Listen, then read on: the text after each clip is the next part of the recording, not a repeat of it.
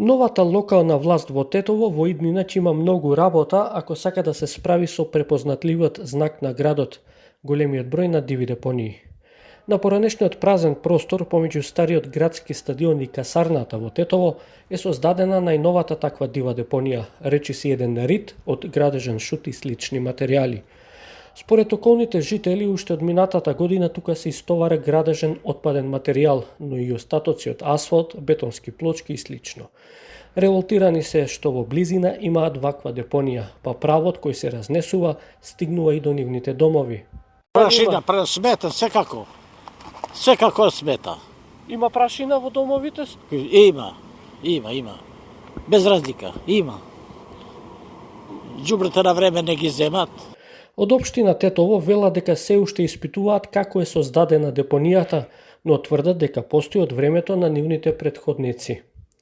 Градежниот шут и материјал што е складиран на просторот помеѓу стариот градски стадион и касарната во Тетово е од пред неколку месеци кога со општина Тетово раководеше поранешната локална власт. Инспекторатот проверува зошто и како е истоварен шутот и се бара начин истиот да се отстрани.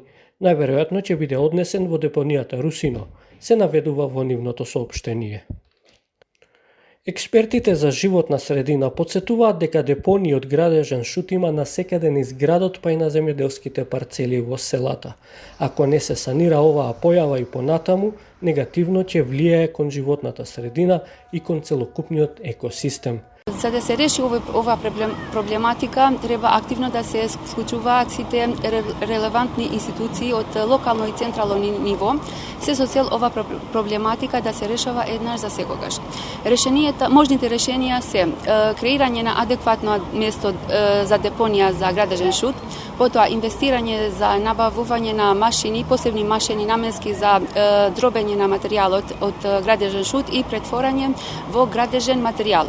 Големиот број депонии со комунален отпад и градежен шут се најголемиот проблем поврзан со животната средина, за кој претходните локални власти со години наназад не успеаја да најдат соодветно решение.